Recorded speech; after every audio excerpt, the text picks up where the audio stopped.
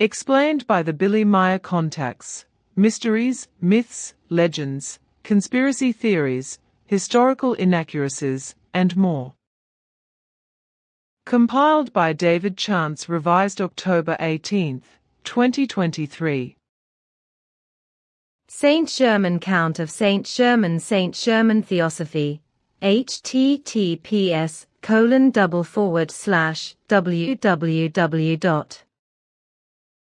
alchemilab.com account Saint Germain.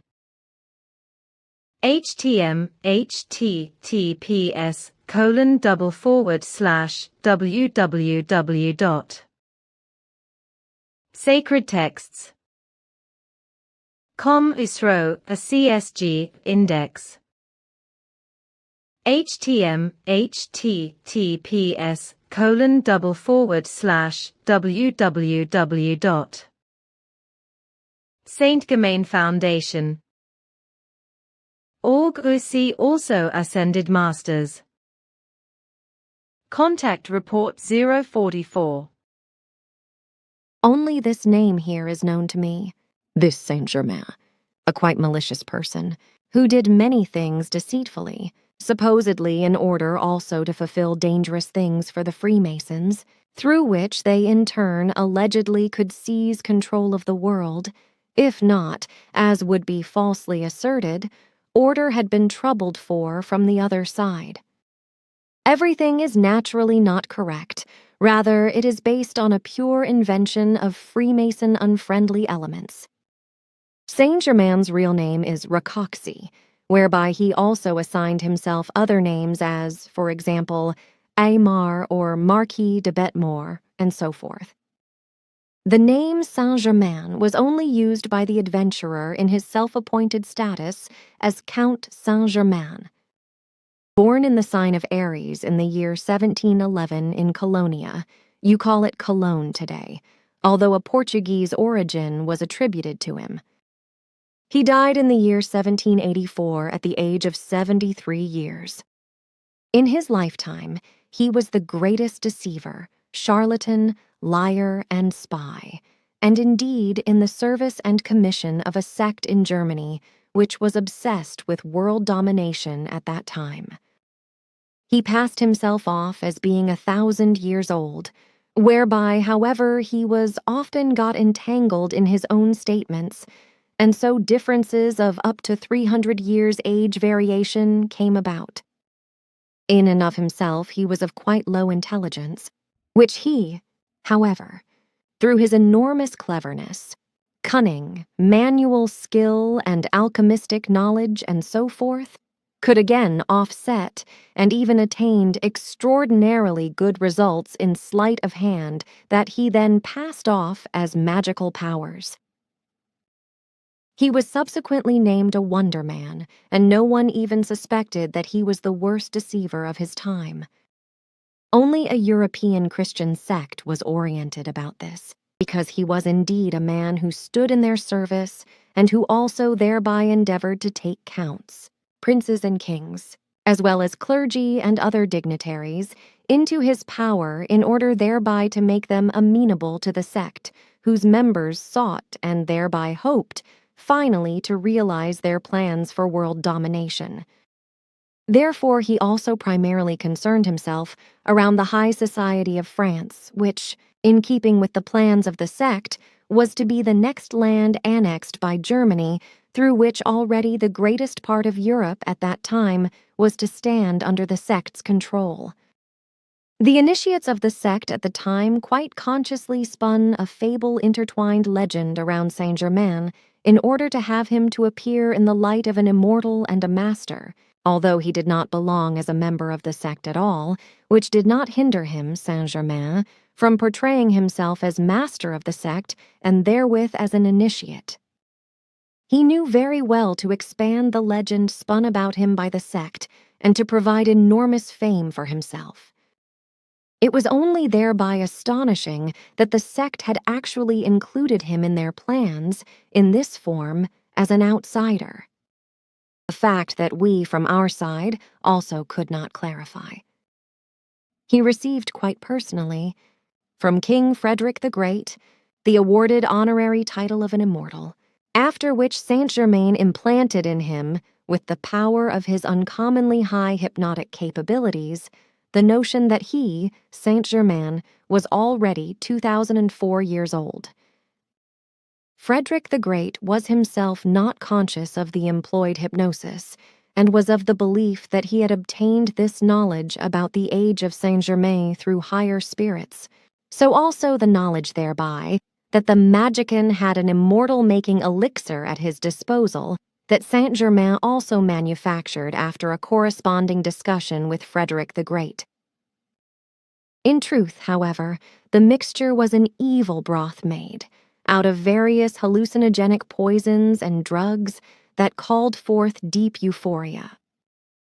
Through the widespread sect, he was also privy to European history, from which he retained any 50 small details with his truly phenomenal memory, with which he astounded and quite terrified them that he was the best connoisseur of history and deluded them that he was, through this, all-knowing. Through his uncommon shrewdness and cunning, he reached also into the most intimate secrets of the various kings' families and of many other humans, that he then revealed again as secret knowledge, which often shifted the people into angst and terror, or allowed them to presume he had supernatural powers and capabilities. Many times he obtained such intimate secrets through secret dealings with female servants, who he paid off with material things of value and with bodily love, which was not a burden for him because, on the one hand, he had at his disposal very enormous material wealth, and on the other hand, he was very sexually potent. A favorite means of obtaining secrets was, however, his hypnotic capabilities that he especially brought into engagement with highly positioned personalities, especially females, and thereby unlocked the ultimate and most intimate secrets that he then, at a later point in time, revealed to them again, after he had taken the memory of the hypnosis from them. Thereby he appeared as a giant among all the magicians of the time. So it was no wonder that he was raised to the position of a real master. He occupied himself yet, however, with many kinds of other things, so, for example, also with diamonds and with other kinds of precious stones and minerals, etc. He could also produce fake gold, a chemical covering of metal that then behaved like gold. And the deceived people believed, in their delusion and ignorance, that he could manufacture gold. Also, he knew how to purify contaminated precious stones through his magic. These, however, he regularly retained for a longer time because he was not able to work on them himself. So he always brought them to a cousin in Holland who then purified these precious stones for him, in that he ground off the cloudiness which existed in this material. He asserted, or did, yet many other quite secretive things. So, for example, also that he simply transmuted himself into invisibility, which was again, however, based on nothing other than his hypnotic powers, through which he let his observers live in the delusion that he had transmuted himself into invisibility. Also, he claimed to have often been in China.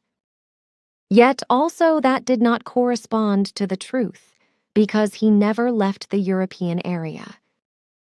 When he explained again that he must now travel to China, then, in his journey, he went only to Berlin, where he had to give an account of his deeds and works in the stronghold of the sects, and where he then also received new orders.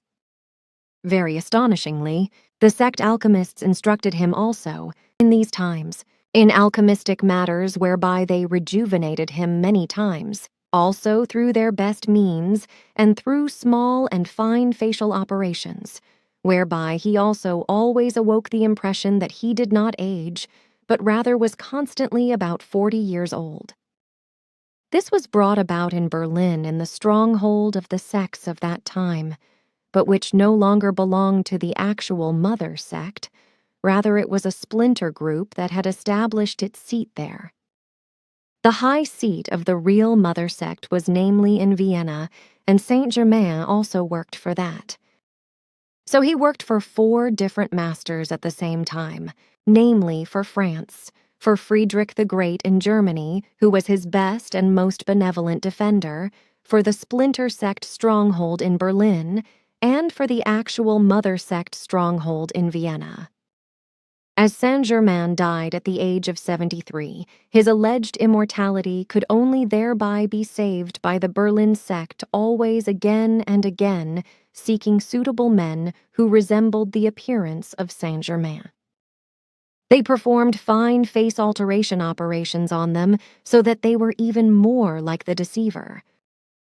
These men stepped into appearance then, after his death, to appear personally as Saint-Germain, after which they were instructed over long years by the sect members in all kinds of knowledge and abilities. Out of these splinter sectarians then developed, in the course of time, a fanatical religious sect that still today secretly drives its mischief and has also founded sister societies, and so forth.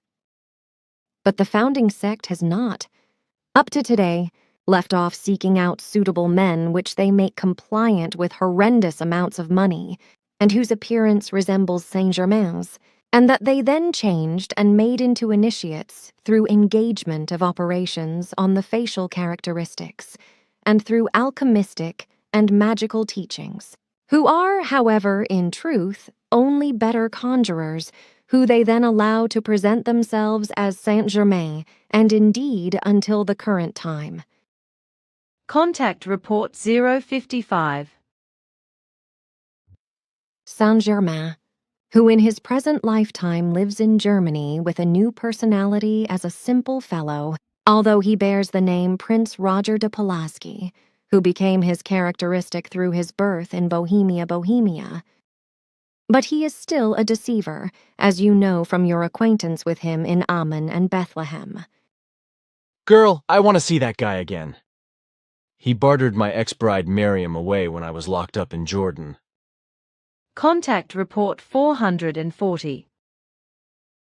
And to Saint-Germain, this occultist, alchemist, and adventurer, who also called himself the Count, died in 1784, which means he can neither wander the world again nor be channeled.